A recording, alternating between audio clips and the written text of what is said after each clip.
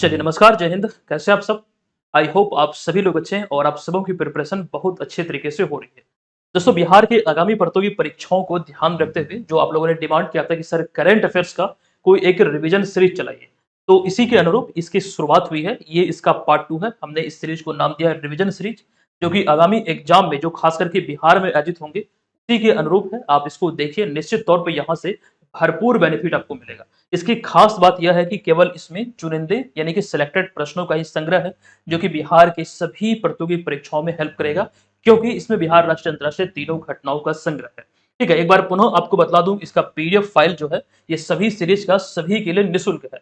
अब इसे डाउनलोड कैसे करेंगे आगे हम आपको बतलाएंगे। फिलहाल यहाँ पर इस वीडियो की बात करें तो आपको मालूम ही होगा, अगर आपने पहला वीडियो देखा होगा, तो यहाँ पर मैं आपको बता दूं कि इसमें जो प्रश्नों की संख्या होगी 30, और साथ ही साथ आपको इस बात का भी ध्यान रखना है कि जो 30 प्रश्न इसमें है वो आपके एग्जाम के अनुरूप ही है। जो खास करके अगर हम बीपीएससी एग्जाम की बात करें, 70वीं बीपीएससी जो आगे आने वाले समय में आयोजित होगा, तो 30 से 35 प्रश्न कॉमन रूप से वहां पर होंगे। तो इसी के अनुरूप यहाँ पर एक सेट तैयार है, मतलब ये पार्ट 2 है। इसको ध्यान से देखिए, कॉपी पेन लेकर बैठिए, समझिए कि ये सभी प्रश्न आपके एग्जाम में आए हुए हैं और आप एग्जाम हॉल में बैठे हुए हैं। ये आपकी तैयारी का अच्छी तरीके से मूल्यांकन करेगा। इसका पीडीएफ फाइल को डाउनलोड करने के लिए आप बीएम ऑनलाइन लर्निंग ऐप को डाउनलोड करेंगे, वहां पर 70वीं बीपीएससी वाले कोर्स में जाएंगे, वहां पर आपको एक दिखेगा करंट अफेयर्स टेस्ट सीरीज, वहां से निःशुल्क यानी कि फ्री इसका पीडीएफ फाइल को आप डाउनलोड कर पाएंगे। चलिए अब यहाँ पर हम सेशन की शुरुआत करते हैं। 1 से 30 तक प्रश्न ऑलरेडी हमने पार्ट 1 में दे दिया है।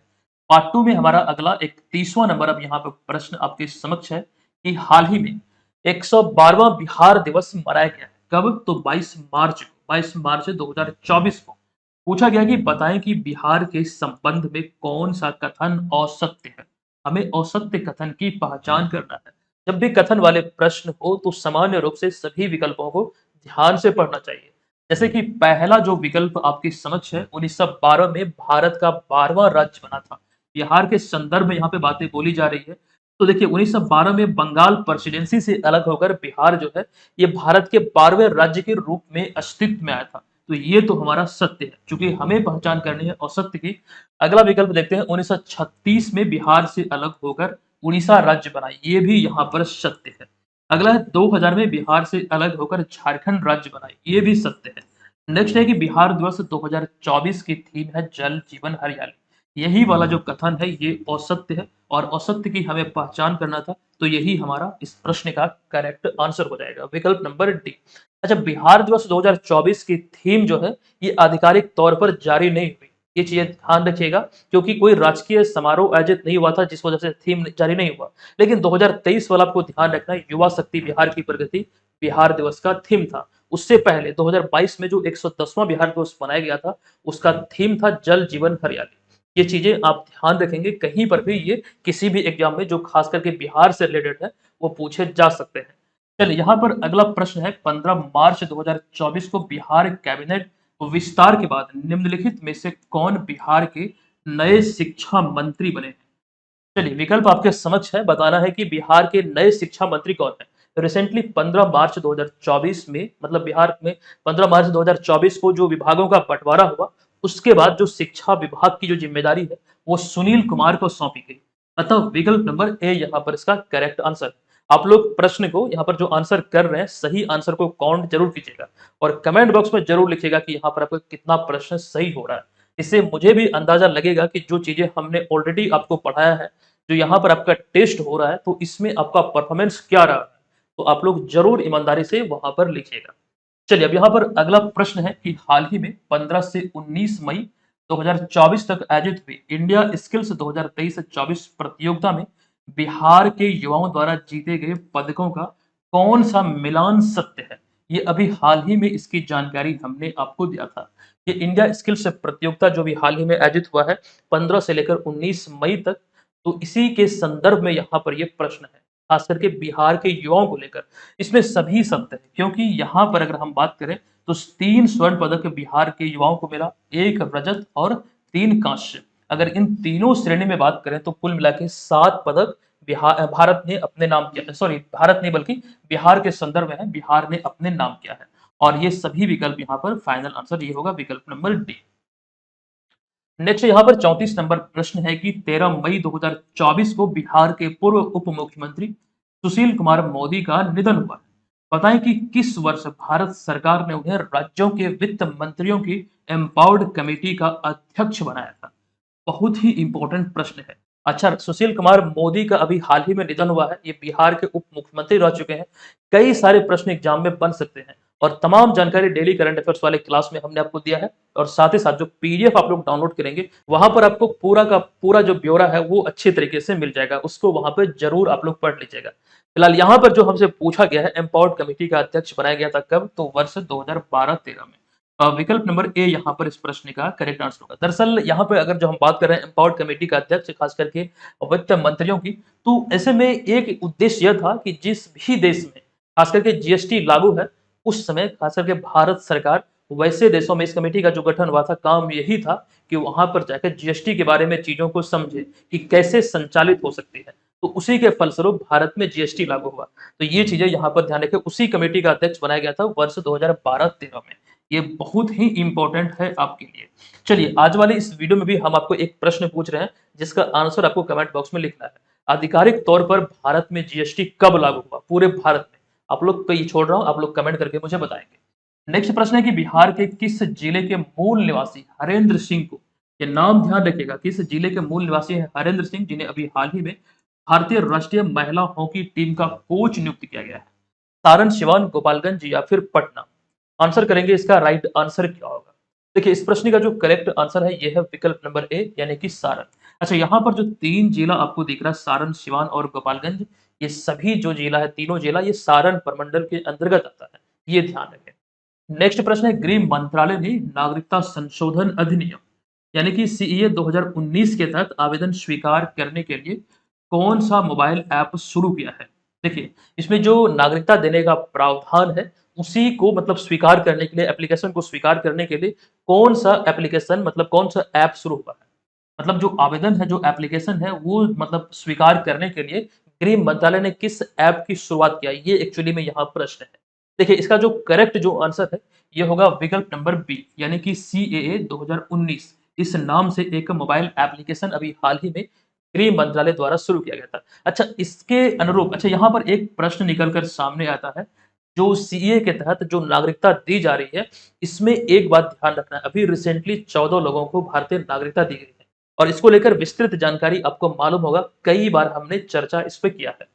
नेक्स्ट प्रश्न है कि हाल ही में 13 अप्रैल 2024 को जालियांवाला बाग नरसंहार कांड को 105 वर्ष पूरा हुआ है। बताएं कि उस समय ब्रिटिश से भारत में वायसराय कौन थे जब ये जालियांवाला बाग हत्याकांड हुआ था? 13 अप्रैल 1919 को एक्चुअली में हुआ था और अभी रिसेंटली 124वीं वर्षगांठ है। इस कांड को 124 वर्ष पूरा हो चुका है और पूछा गया कि उस समय यानी कि ब्रिटिश भारत के वायसराय कौन थे। आई होप आपको मालूम होगा, इसका राइट आंसर होगा लॉर्ड, अच्छा यहाँ पर देखिए ये विकल्प गलत है, लॉर्ड चेम्सफोर्ड होगा। विकल्प नंबर सी होगा, जो लोग सी को टिक किए हैं करेक्ट होगा। ये लॉर्ड वेलिंगटन नहीं होगा, ये गलत यहाँ पे मार्क हो गया है, लॉर्ड चेम्सफोर्ड होगा। ठीक है, तो ये यहाँ पर ध्यान रखिए। अच्छा, जालियांवाला बाग हत्याकांड को लेकर कई चीजें याद रखने योग्य है। जनरल डायर के नेतृत्व में इस घटना को अंजाम दिया गया था। अब यहाँ पर देखिए, अगला 38 नंबर प्रश्न है, दिसंबर 2023 में रिजर्व बैंक ऑफ इंडिया अर्थात आरबीआई ने स्वास्थ्य सेवा और शिक्षा के लिए यूपीआई ट्रांजैक्शन की जो सीमा है 1 लाख रुपए से बढ़ाकर कितना कर दिया है? और ये बहुत ज्यादा खबरों में रहा था और कई समाचार पत्रों की हेडलाइन में भी इस चीज को आपने देखा होगा, अगर समाचार पत्र आप लोग पढ़ते हैं तो। यहाँ पर देखिए, इसका जो करेक्ट आंसर है ये है विकल्प नंबर डी, यानी कि इसे बढ़ाकर अब 5 लाख रुपए कर दिया है। लेकिन यहाँ पर कंडीशन क्या है, प्रश्न में हमने डाल दिया है, ये स्वास्थ्य सेवा और साथ साथ शिक्षा के लिए, मतलब इसी दोनों क्षेत्र में यूपीआई ट्रांजैक्शन की सीमा 1 लाख रुपए से बढ़ाकर ये 5 लाख रुपए की गई है। नेक्स्ट प्रश्न है कि हाल ही में खबरों में रहा ममनी क्या है? बताइएगा, इसका राइट आंसर क्या होगा? ममनी क्या है? तो इसका करेक्ट जो विकल्प, अच्छा विकल्प पहले देख लेते हैं। विकल्प में है एक ज्वालामुखी, एक वायरस, एक उल्कापिंड और एक महोत्सव। देखिए, ममनी एक प्रकार का महोत्सव है जो कि अभी हाल ही में लद्दाख में मनाया गया। तो विकल्प नंबर डी यहाँ पर इस प्रश्न का करेक्ट आंसर है। नेक्स्ट प्रश्न है कि हाल ही में केंद्रीय जल शक्ति मंत्री गजेंद्र सिंह शेखावत ने किस भारतीय शहर को जल योद्धा पुरस्कार यानी कि वाटर वॉरियर अवार्ड 2024 से सम्मानित किया है? इंदौर, मैसूर, नोएडा या फिर उदयपुर? देखिए, जल शक्ति मंत्रालय यानी कि जो मंत्री हैं गजेंद्र सिंह शेखावत, इन्हीं के द्वारा इस शहर को सम्मानित किया गया। उस शहर का नाम क्या है वही एक्चुअली में पूछा गया था। तो इसका जो करेक्ट आंसर है ये है नोएडा। विकल्प नंबर सी यहाँ पर इसका करेक्ट आंसर हो जाएगा। अगला प्रश्न है, कृषि वैज्ञानिक और हरित क्रांति के जनक कौन कहे जाते हैं, जिन्हें हाल ही में भारत रत्न से मरणोपरांत इन्हें भारत रत्न से सम्मानित की गई है, या फिर देखिए घोषणा ऑलरेडी हो चुकी थी, अभी हाल ही में इन्हें सम्मानित किया गया है। तो बताइए इसका राइट आंसर क्या होगा? देखिए ये तो प्रश्न ऑलरेडी कई बार पूछा जा चुका है कि हरित क्रांति के जनक भारत में कहे जाते हैं किन्हें? तो आपको ध्यान रखना एमएस स्वामीनाथन। विकल्प नंबर डी। यहीं से हम कंक्लूजन निकाल सकते हैं, इसका राइट आंसर होगा एक प्रकार से हिंट के रूप में कि विकल्प नंबर डी एमएस स्वामीनाथन इसका राइट आंसर होगा। मरणोपरांत अभी हाल ही में भारत रत्न दिया गया है। कुल 5 लोगों को भारत रत्न मिला है 2024 में। और भारत रत्न को लेकर एक बात बिहार के संदर्भ में आपको ध्यान रखना है कि खास करके कर्पूरी ठाकुर को जो भारत रत्न मिला है, ये सबसे पहले इन्हीं के नाम की घोषणा हुई थी 2024 में। ये 49वां भारत रत्न था। अब तक कुल अगर भारत रत्न की बात करें तो 53 भारत रत्न दिया जा चुका है।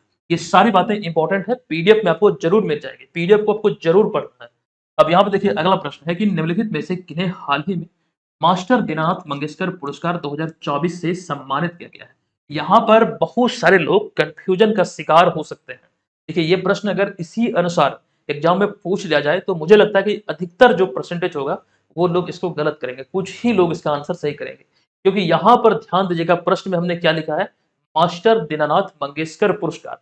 तो मास्टर दीनानाथ मंगेशकर पुरस्कार 2024 के लिए अभी 3 लोगों को मतलब ये सम्मान दिया गया, अरुंधे फुडा, पद्मिनी कोल्हापुरे और ए आर रहमान। अतः उपयुक्त सभी विकल्प यहाँ पर सत्य हैं। विकल्प नंबर डी इसका फाइनल आंसर होगा। लेकिन यही प्रश्न में अगर यहाँ पर ये पूछता लता दीनानाथ मंगेशकर पुरस्कार 2024 किन्हें दिया गया है, तो उस स्थिति में उस परिस्थिति में आंसर होता अमिताभ बच्चन। इस चीज को ध्यान रखिएगा। नेक्स्ट है 43 नंबर प्रश्न है, हालिया जारी हुरून ग्लोबल यूनिकॉर्न इंडेक्स 2024 के अनुसार यूनिकॉर्न के मामले में भारत किस स्थान पर है? बताइए इसका राइट आंसर क्या होगा? यूनिकॉर्न के मामले में भारत इस समय जो नवीनतम रिपोर्ट है हुरून ग्लोबल की, इसके अनुसार अपना भारत इस समय तीसरे स्थान पर है। पहले स्थान पर है अमेरिका, दूसरे स्थान पर है चाइना और तीसरे स्थान पर है अपना भारत। नेक्स्ट प्रश्न है, एशियाई विकास बैंक यानी कि एशियन डेवलपमेंट बैंक ने चालू वित्त वर्ष 2024-25 के लिए भारत की जीडीपी वृद्धि दर यानी कि जीडीपी ग्रोथ रेट का अनुमान 6.7% से बढ़ाकर कितना कर दिया है? ये जो वृद्धि दर है उसे बढ़ाया गया है किसके द्वारा? तो एशियन डेवलपमेंट बैंक के द्वारा। भारत के संदर्भ में ये प्रश्न है और बढ़ाकर कितना किया गया यही एक्चुअली यहाँ पर प्रश्न है। इसका करेक्ट आंसर है विकल्प नंबर सी यानी कि 7% किया गया है। ये यहाँ ध्यान रखेंगे, विकल्प नंबर सी जो लोग टिक किए होंगे इनका करेक्ट होगा। नेक्स्ट प्रश्न है कि निम्नलिखित में से किस राज्य के एक मंदिर का प्रसाद पेड़ा और आदिवासी महिलाओं की पारंपरिक पोशाक गिरनाई पचरा को अभी हाल ही में जीआई टैग दिया गया है? चलिए बताइए इसका राइट आंसर यहाँ पर क्या होगा? इस राज्य का एक मंदिर का प्रसाद पेड़ा और आदिवासी महिलाओं की पारंपरिक पोशाक गिरनाई पचरा को जीआई टैग दिया गया, तो राइट आंसर होगा त्रिपुरा। विकल्प नंबर डी यहाँ पर इसका करेक्ट आंसर होगा। अच्छा, इस वर्ष 2024 में बहुत सारे उत्पादों को जीआई टैग दिया गया, बहुत ज्यादा। ठीक है, तो कोई भी उसमें पूछा जा सकता है और जब जब ये चीजें निकल कर सामने आई है तब तब हमने बतलाया है। नेक्स्ट यहाँ पर हम आते हैं अगले प्रश्न पे। अगला 46 नंबर प्रश्न है कि हाल ही में कच्चा तीवु द्वीप खबरों में, इस द्वीप का नाम है कच्चा तीवु द्वीप, जो कि खबरों में रहा और पूछा गया कि बताएं कि किस वर्ष इस द्वीप को लेकर भारत और श्रीलंका के बीच एक समझौता हुआ था। और ये द्वीप जो भी है ये विवादों में घिरा हुआ है, जिस वजह से ये खबरों में है। इसके पीछे कई सारे रीजन है, पीडीएफ में आपको जानकारी हमने दिया है। फिलहाल यहाँ पर हमने एक प्रश्न इससे रिलेट किया है, ये करंट में ये खबरों में है और इससे हमने रिलेट किया कि समझौता कब हुआ था भारत और श्रीलंका के बीच इस द्वीप को लेकर। करेक्ट आंसर होगा ये समझौता हुआ था 1974 में, यानी कि 1974 में। नेक्स्ट प्रश्न है कि हाल ही में नई दिल्ली में आयोजित किए गए हॉकी इंडिया अवार्ड्स 2023 में किस खिलाड़ी को player of the year award से सम्मानित किया गया? Player of the year award 2023, यहाँ पे 23 की हम बात कर रहे हैं, तो player of the year award 2023 के मतलब अवार्ड से किन्हें सम्मानित किया गया है? तो जो विकल्प दिए गए हैं विकल्पों में आपको दिख रहा है हार्दिक सिंह, जजिमा रोड्रिक्स। देखिए यहाँ पर हम बात कर रहे हैं हॉकी की। एक तो जजिमा रोड्रिक्स जो है ये भारतीय महिला क्रिकेटर है, तो ये तो विकल्प होगा ही नहीं। उसके बाद यहाँ पे देखिए अगला है सलीमा टेटे। एक चीज यहाँ पर आपको समझना है, यहाँ पर केवल मेंशन किया गया player of the year award. ये मेंशन नहीं किया गया है कि पुरुष प्लेयर या फिर महिला प्लेयर। इसमें जो विकल्प हमें दिख रहा है हार्दिक सिंह और सलीमा टेटे, ये दोनों को भी सम्मानित किया गया है। किससे? तो player of the year award से, हॉकी इंडिया अवार्ड 2023 में। तो आंसर जो हमारा होगा ए और बी, अच्छा बी नहीं, हाँ यहाँ पर एक चीज समझने योग्य है, ए और जो बी हमने लिखा है बी तो करेक्ट है ही नहीं। ए और अगर यहाँ पर सी रहता तो हम इसको टिक कर लेते। अब यहाँ पर देखते हैं क्या इसमें टिक किया गया है। देखिए यहाँ पर ए और बी जो टिक किया गया है, बी तो ये तो सलीमा रोड्रिक्स जो है, जजिमा रोड्रिक्स जो है ये क्रिकेटर है, ये तो ऑलरेडी होगा नहीं। और सलीमा टेटे, हॉकी इंडिया की बात हो रही है, सलीमा टेटे महिला वर्ग में और हार्दिक सिंह पुरुष वर्ग में, ये दोनों को सम्मानित किया गया। तो इसको अगर हम सही करते हैं तो यहाँ पर इस जगह पे बी नहीं होगा, यहाँ पे सी होगा। तो ये आंसर हमारा हो जाएगा विकल्प नंबर डी। ये थोड़ा सा मिस टाइपिंग यहाँ पर हुआ है, थोड़ा सा करेक्शन यहाँ पे आप लोग कर लीजिएगा, हालांकि इसको पीडीएफ में हम आपको सुधार देंगे। नेक्स्ट अगला प्रश्न है कि हाल ही में 1 अप्रैल 2024 को भारतीय रिजर्व बैंक यानी कि आरबीआई का कौन सा स्थापना दिवस मनाया गया है? 1 अप्रैल 2024 को रिसेंटली आरबीआई का 90वां स्थापना दिवस मनाया गया। तो विकल्प नंबर सी यहाँ पर इस प्रश्न का करेक्ट आंसर होगा। उसके बाद चलते हैं अगले प्रश्न पे। हाल ही में 11 से 15 मार्च 2024 तक ओमान की खाड़ी में संयुक्त सैन्य अभ्यास समुद्री सुरक्षा बेल्ट आयोजित किया गया। इनमें से कौन सा देश इसमें शामिल नहीं है? देखिए समुद्री सुरक्षा बेल्ट जो है ये त्रिपक्षीय अभ्यास है। इसमें अगर हम बात करें तो रशिया, चाइना और ईरान शामिल है।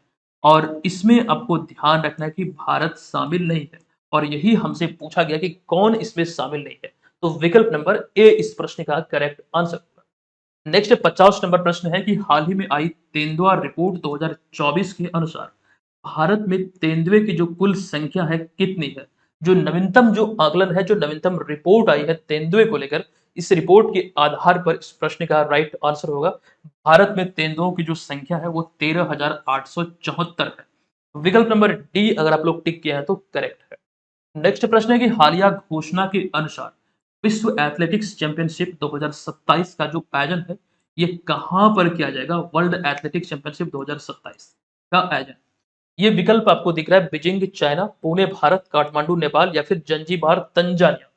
विश्व एथलेटिक्स चैंपियनशिप 2027 का आयोजन जो है ये चाइना की राजधानी बीजिंग में किया जाएगा। तो विकल्प नंबर ए यहाँ पर इस प्रश्न का करेक्ट आंसर हो जाएगा। नेक्स्ट प्रश्न है कि बताएं कि किस राज्य के धोलेरा में भारत का पहला सेमीकंडक्टर फैब्रिकेशन प्लांट स्थापित किया जाएगा? देखिए अभी हम आपको इस प्रश्न के बारे में बतलाएंगे, लेकिन यहाँ पर एक जानकारी ये भी ध्यान रखिए, रिसेंटली उत्तर प्रदेश ने सेमीकंडक्टर नीति को अपनाया है।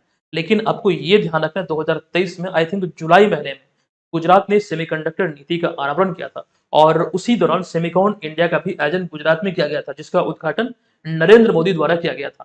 फिलहाल यहाँ पर ये जो प्रश्न है, जो खास करके घोषणा हुई है भारत सरकार के द्वारा, तो गुजरात के धोलेरा में ये भारत का पहला सेमीकंडक्टर फैब्रिकेशन प्लांट स्थापित होगा। तो विकल्प जो इसका करेक्ट होगा ये होगा विकल्प नंबर बी, यानी कि गुजरात के धोलेरा में। नेक्स्ट अगला यहाँ पर 53 नंबर प्रश्न है कि हाल ही में जारी अंतरराष्ट्रीय बौद्धिक संपदा सूचकांक 2024 में भारत 55 देशों की सूची में कौन से स्थान पर है? अंतरराष्ट्रीय बौद्धिक संपदा सूचकांक 2024 की यहाँ पर बात हो रही है। इसमें भारत की बात करें तो भारत 42वें स्थान पर है। अतः विकल्प नंबर बी यहाँ पर इसका करेक्ट आंसर है। कुल 55 देशों की सूची में भारत का जो स्थान है वो 42वां है। नेक्स्ट मई 2023 में किरण रिजिजू की जगह कानून और न्याय मंत्रालय का स्वतंत्र प्रभार किन्हें सौंपा गया है? यानी कि देश का जो नया कानून मंत्री है किन्हें बनाया गया, ये प्रश्न है। नरेश अग्रवाल, विवेक चौधरी, अर्जुन राम मेघवाल। देखिए अर्जुन राम मेघवाल जो है इस समय भारत के नए कानून मंत्री हैं, जो कि आपको ध्यान रखना है मई 2023 में किरण रिजिजू की जगह पर इन्हें नियुक्त किया गया। तो विकल्प नंबर सी यहाँ पर करेक्ट है। नेक्स्ट प्रश्न है, अक्टूबर 2023 में निम्नलिखित में से किस पूर्व क्रिकेटर को बीसीसीआई ने भारतीय महिला क्रिकेट टीम का मुख्य कोच नियुक्त किया है? कब? तो अक्टूबर 2023 में। देखिए इसका करेक्ट जो आंसर है, जो विकल्प दिए गए हैं, विकल्पों के आधार पर अमोल मजुमदार इस प्रश्न का राइट आंसर हो जाएगा। उसके बाद नेक्स्ट प्रश्न है कि हाल ही में 8 नवंबर 2023 को भारतीय तटरक्षक बल के किस जहाज को सेवा मुक्त किया गया? कब? तो 8 नवंबर 2023 को। बहुत ही इंपॉर्टेंट है प्रश्न। इस जहाज के अगर हम नाम की बात करें तो एनएस संग्राम, विकल्प नंबर बी यहाँ पर इसका करेक्ट आंसर है। कब सेवामुक्त हुआ? तो 8 नवंबर 2023 को। नेक्स्ट प्रश्न है कि किस देश को हराकर भारत ने 11वां सुल्तान जौहर कप 2023 में कांस्य पदक अपने नाम किया है? तो इसका करेक्ट आंसर है कांस्य पदक अपने नाम किया है भारत ने पाकिस्तान को हराकर। तो विकल्प नंबर सी यहाँ पर इस प्रश्न का करेक्ट आंसर हो जाएगा। नेक्स्ट प्रश्न है कि किस देश ने 11 मई 2024 को पाकिस्तान को हराकर 30वीं सुल्तान अजलान शाह ट्रॉफी अपने नाम किया है? तो 30वां जो संस्करण था सुल्तान अजलान शाह ट्रॉफी का, ये अभी हाल ही में जापान ने अपने नाम किया है। विकल्प नंबर बी यहाँ पर इस प्रश्न का राइट आंसर है। और आपको ये ध्यान रखना है कि पहली बार है जब जापान इस ट्रॉफी को अपने नाम की है। नेक्स्ट 59 नंबर प्रश्न है कि निम्नलिखित में से किन्हें नवंबर 2023 में भारत का महासर्वेक्षक नियुक्त किया गया है? तो नवंबर 2023 में जो भारत के महासर्वेक्षक नियुक्त हुए थे, इनका नाम है हितेश कुमार एस मकवाना। विकल्प नंबर ए यहाँ पर इसका राइट है। नेक्स्ट प्रश्न है कि निम्नलिखित में से किसके द्वारा हाल ही में नो झंझट लाइफ इंश्योरेंस फटाफट अभियान शुरू किया गया? जो यहाँ पर आपको दिख रहा है विकल्प, इसके आधार पर इसका राइट जो आंसर होगा, नो झंझट लाइफ इंश्योरेंस फटाफट का जो संबंध है, ये एचडीएफसी लाइफ से है। ये खास करके एक प्रकार का अभियान है जिसकी शुरुआत अभी हाल ही में भी है। तो एचडीएफसी लाइफ इस प्रश्न का राइट आंसर हो जाएगा। विकल्प नंबर ए यहाँ पर इस प्रश्न का करेक्ट आंसर है। तो यहाँ पर आज वाले इस वीडियो में जो 30 प्रश्न था, 31 से लेकर 60 नंबर तक के प्रश्नों को हमने देखा। इसका पीडीएफ फाइल आप लोग डाउनलोड कीजिएगा। आपको पुनः बता दूं कि 17वीं बीपीएससी वाले कोर्स में जाइएगा, कंटेंट वाले सेक्शन में जाइएगा, करंट अफेयर्स टेस्ट सीरीज नाम का एक सेक्शन होगा, वहां पर जाके इसका पीडीएफ फाइल को निःशुल्क आप लोग डाउनलोड कर सकते हैं। ठीक है, इसको आप लोग जरूर पढ़िएगा। इसका जो एक्सप्लेनेशन हमने दिया, तो यहाँ पर प्रश्न जो आपको मिला है, जो हमने रखा है, ये बहुत ही इंपॉर्टेंट प्रश्न है। ये सीरीज नॉन स्टॉप चलेगी। पिछले पार्ट में भी हमने अच्छे-अच्छे प्रश्नों का संग्रह किया था और भी कई सारे प्रश्न हैं। धीरे-धीरे यहाँ पर आपको सभी देखने को मिलेगा। ठीक है, जिस भी प्रश्न के 50% से अधिक हमें लगता है कि ये पूछा जा सकता है, जो पॉसिबिलिटी होती है, उस प्रश्न को इस सीरीज में हम शामिल करेंगे। ये जरूरी नहीं कि सभी प्रश्न आपको एग्जाम में देखने को मिलेगा ही मिलेगा, लेकिन हाँ, इतना श्योर रहिए, ये हम गारंटी लेते हैं कि जो भी प्रश्न होगा, लगभग यहाँ से निश्चित तौर पर पूछा जाएगा। मतलब ये सीरीज की खासियत वही रहेगी, इसके माध्यम से आपको भरपूर हेल्प मिलेगा। तो रेगुलर इसको फॉलो आप लोग कीजिएगा, निश्चित तौर पर ये आपको बहुत हेल्प देने वाला है। और वीडियो अगर पसंद आती है तो कमेंट बॉक्स में जरूर लिखिए कि वीडियो आपको कैसा लगा। और जो भी आपके स्टडी रिलेटेड ग्रुप्स हैं, जो भी आपके सहपाठी हैं, जो खास करके बिहार के एग्जाम की प्रिपरेशन में लगे हैं, उनके साथ इस वीडियो को जरूर शेयर कीजिएगा और हमें सपोर्ट जरूर कीजिए। एक लाइक जो है आप करते हैं, वो एक प्रकार से सपोर्ट ही होता है। 2 सेकंड लगता है वीडियो को लाइक करने में, आप लोग वीडियो को लाइक कीजिए और हमें सपोर्ट जरूर कीजिए। तो दोस्तों, आज के इस सेशन को समाप्त करते हैं और फाइनली आपको जाते-जाते ये कमेंट लिखना है कि 30 प्रश्न में से आपने कितने प्रश्न को सही-सही हल किया है।